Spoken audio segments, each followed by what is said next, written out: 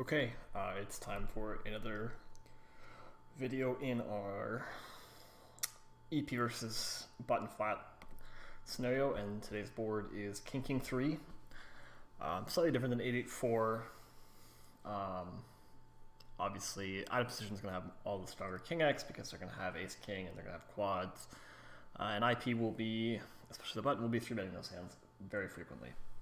So just a quick recap or revisiting on what the ranges I'm using are.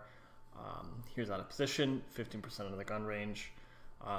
Change things based on the rake or what type of game you're playing. So cash games versus MTTs, things will change slightly.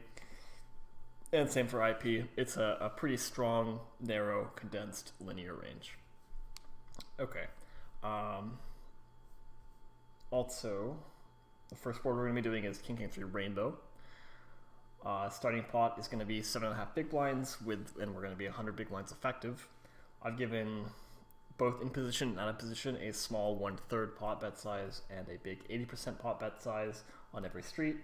No overbets yet. I'll see if it feels like we need to add them to really get what the sim is trying to do here. And the only thing that I've changed significantly is that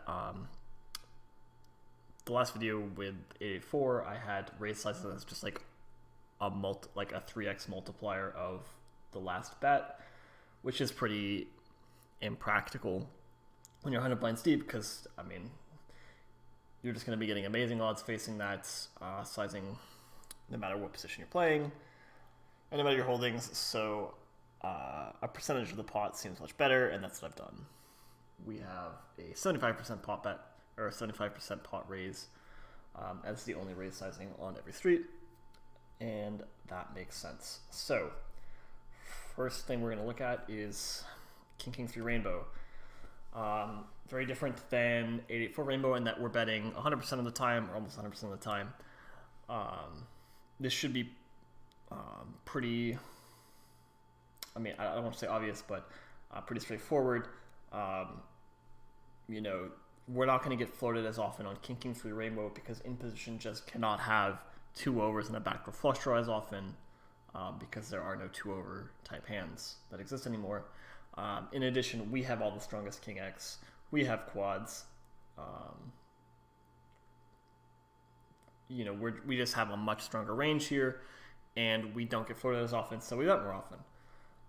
And I think this is, you know, going back to having the 2 overs and a backdoor flush draw type thing, one of the things that Pio seems to really value, or what Pio seems to think makes a board kind of dynamic, is how often does top pair change by the river, right? You know, when you first learn poker, you kind of learn to say, okay, this board has a flush draw on it, or this board has very obvious straight draws on it. You think, oh wow, that board is wet. You know, that board has a lot of draws on it. But one of the ways that Pio evaluates boards is, in addition to those things, is how often top pair changes, right? Because if it's a 9-high board, you kind of want to pile money in with pocket 9s or pocket 10s because very rarely do you get to value bet pocket 10s for 3 streets. There's a lot of overcards that can come, that, you know, a lot of draws complete, and so you're really incentivized to bet large or check on those boards, whereas here, equities tend to be, you know, more locked up, especially because you're not getting floated as often by 2 overs. So we see a pretty much auto bet strat from out of position, which makes sense to me. I think I would be betting pretty much 1/3 with my entire range on this board. And if we look at strategy and EV, actually, let's do it this way. So we're going to see what the difference in EVs is. And honestly, it's almost exactly identical. You're looking at hundredths of a chip for pretty much every hand except pocket kings, which benefits greatly, almost 10% of the pot basically, from betting small. So don't bomb it with quads on King King 3 Rainbow, just bet 1/3. Makes sense. I haven't run this, I haven't gone through the sim. I don't imagine that in position has many raises when we do that. So let's check. Yeah, not really. It's raising 5% of the time. Interesting to note that most of these raises are, you know, exactly pocket 3s, which is cool. And hands that block are stronger Queen X, or stronger king X. So hands that block king queen, king jack, king 10, king 9 turn into bluffs because we don't have trips as often. But I don't really see the value in this. I think this is just kind of like, this is obviously correct because Pio says it's correct, but I probably would not incorporate these into my raising range at all, and probably would just flat my entire continuing range. And I don't know how much worse that gets. For threes, 0.04 chips, and then queen jack suited, queen 10 suited. It actually prefers to call, but it likes to, you need to have some bluffs if you're going to have a value range, and so this is just what it's using. But I think one of the first things I've noticed that's weird to me is that we're calling hands like jack 10 suited. So you still do get, so my impression was that we're auto betting this board because we don't get floated a lot, but you do get floated a lot, right? Maybe not as often, but you do get floated. You get floated significantly less, but you do get floated a lot. So while it's still profitable to bet, I guess I'm surprised how often we're going to be calling with a hand like queen 10 suited, or jack 10 suited, or jack 9 suited with backdoor flush draw. They're really, really negligible calls, and this is only against the 1/3. And I would bet against the 2/3. We're probably folding those more speculative ones that don't connect with the king as well, right? Because we can, with queen jack and queen 10, we can turn open enders, but I guess with jack 10 suited you can as well. Yeah, and you're really only calling if you block the king X suited combos. So like jack 10 suited blocks. If you block the king X suited combos with a backdoor flush draw, so you need really all three things going for you, and even then you barely even call. Yeah, I would probably just lean fold to these hands, but especially against a 2/3 pot bet or an 80% pot bet, I think I would just fold. But Pio likes having these hands because, against what out of position is betting at equilibrium, seems good, right? But I'm just going to go down the 1/3 pot bet line because I think that's going to be the most common and probably the line I like best. But it seems like EVs are pretty negligible. If you're against a gigantic, massive station, probably bet bigger when you have trips. If you're against a reg, probably just 1/3 your whole range. Makes you tougher to play against on this board. I don't actually know what an interesting turn card is, what a dynamic turn card is. So I'm actually... Let's take a look. You have to click it first, and then I can do this. So for out of position equity, there's not really a bad card. You're always going to have over 50% equity. But I would imagine, yeah, and even your EV is still fine, right? Like, oh no, 60 EV. You're still going to have about half the pot share on pretty much everything other than a 4 and a deuce. That's interesting to me. I don't really know what changes about those hands, but sure. And IP is really just in trouble on most turns. But let's see, I've chosen the 6 of clubs. We start to polarize now as we start to strengthen our range by betting twice. So one of the things when I was doing small blind versus button 3 bets that I've noticed is that it really does like to barrel off with these hands that block your opponent's strongest trips. So like king, queen, king, jack, king 10. Since your opponent can't really have ace king that often, these hands just like to go for it regardless of having backdoor flush draws or whatever. They kind of just barrel off with impunity because it's really hard for your opponent to call 3 streets, right? They just don't have trips that often, and you have it slightly more often, and so when you block their strongest trips, they have it even less often, and you just kind of go for it. Things to note, these are our bluffs, and then our value hands are really as in addition to flush draws are our bluffs. Our value hands are kind of just like aces kind of mix. Even pocket eights, pocket sevens, pocket fives are value betting here. Interesting. We do a whole lot of both things, but we do kind of just check, give up a lot. Doesn't seem like the club matters that much, and just looking at these, betting and checking are almost identical in EV. 0.01 chips separates them in a 125 chip pot. So, take your pick. I don't really know what a dynamic turn card would be. I think it said like offsuit deuces were interesting. And for that, I'm not entirely sure why. But yeah, it seems like we're betting less often on with fives now become not a bet at all. Kings now become entirely 1/3 when they were a larger bet sometimes. I don't understand why this is happening.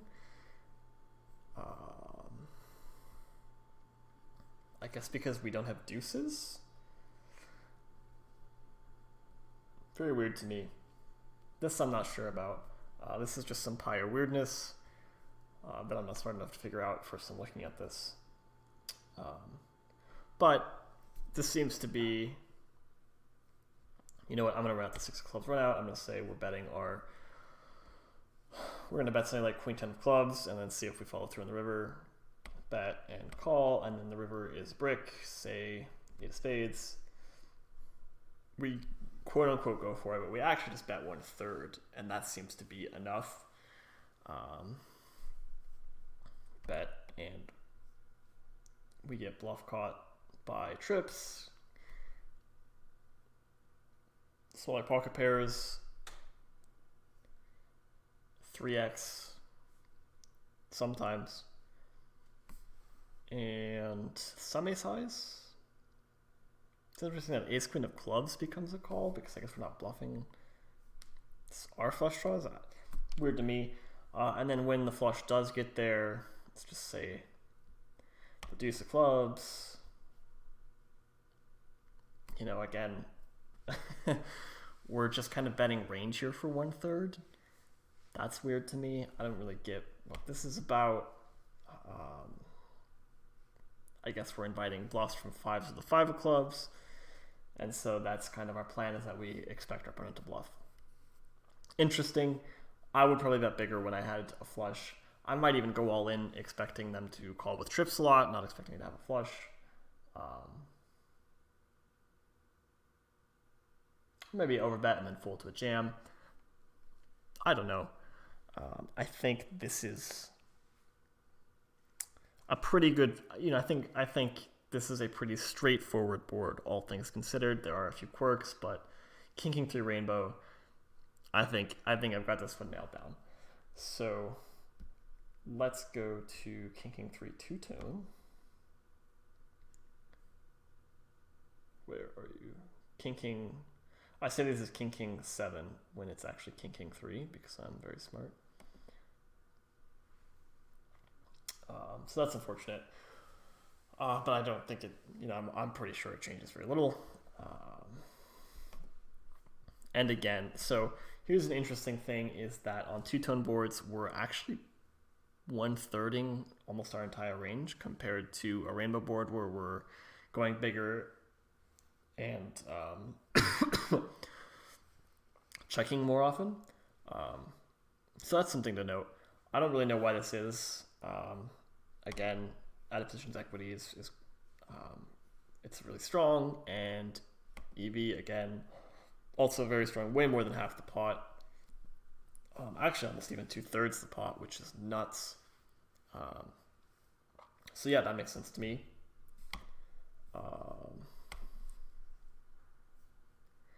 And so let's just say we went third, like I think the majority of us would. Again, our raises are 3-3, and then hands that block strongest king X. Any diamond draw? I mean, diamond draws at some frequency. Looks like 20% of the time. And then there are stronger diamond draws like ace deuce, ace four, and second turn wheels.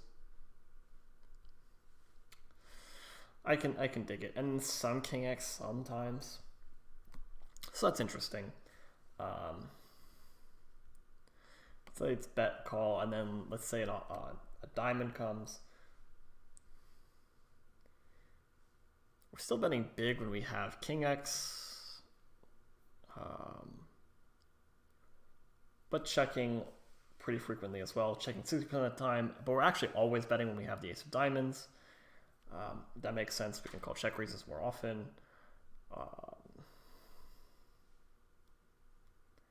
These hands seem to give up. So it looks like this is a majority check card when the flush comes in. So let's check. In position that's huge, but also checks back pretty frequently.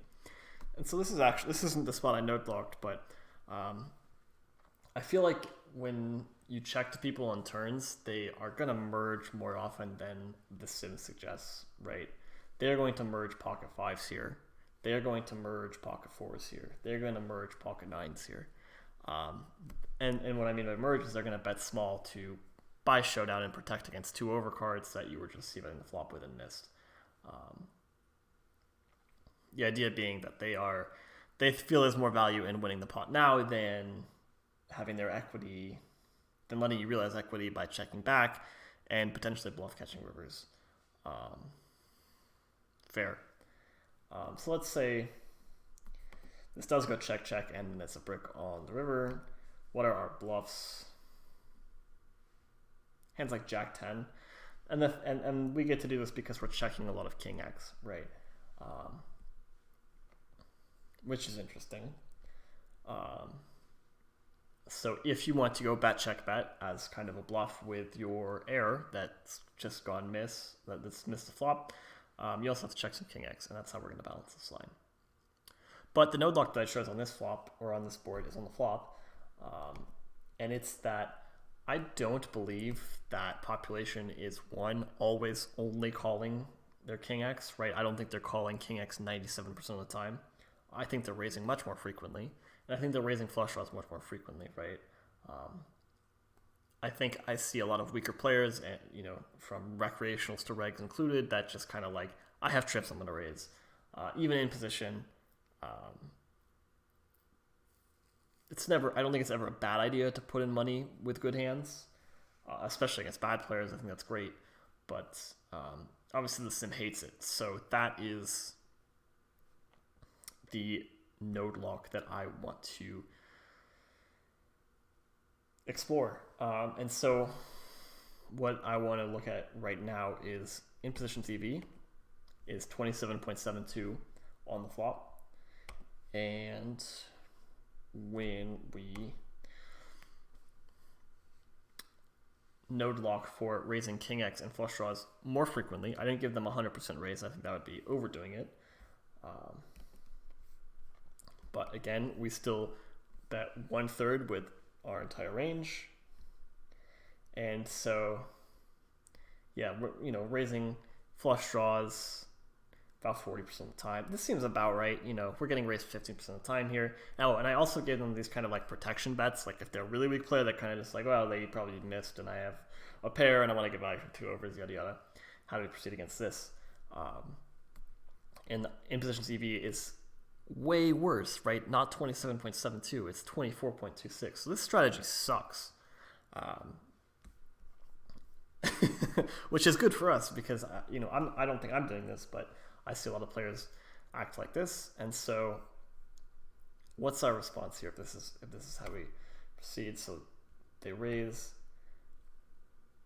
It's interesting, we employ a 3-bet strategy. And this is not something I'm doing. It's where okay. See, this is funny where these kind of leveling wars are actually like Pio approved if your opponent is getting out of line. Which is cool, right? Especially with these hands that block their strongest King X. So like when you block their value range, you just go for it. Or Pio thinks you just go for it. which is cool. As long as you're doing this with King X enough, it makes sense, right? And you do this with flush draws and even ace X, yeah, that's cool. I don't know about doing it with queens, but queens, jacks, and tens. But again, you block their strongest King X, so I guess Pio just says go for it, man, which is cool. This isn't something I'm doing. This would not be the strategy response I would think of, but it's a strategy response that I think makes sense, and it's totally solver. Like you see this response, you're like, yeah, this is a solver output, right? It's gonna 3-bet the flop with hands that block their strongest holdings, and I think that makes a lot of sense. And it has backdoors, right? So like 9-8 suited of diamonds isn't 3-betting the flop as often as like queen 10 of diamonds, right? Or queen 10 of hearts even, because if you fold queen 10 of hearts on this flop, is that really a bad thing? Are you really sad about that? The other guy probably played it like an idiot, like a goober. So, yeah, I think this is cool. I think even this is a pretty straightforward sim. I think this node lock got us a lot of value, and this is again a strat I see employed by a lot of weaker players, and a strat, and the response is something I'm not doing. So this is a valuable exploit. But yeah, beyond that, I think that's as far as the sim goes.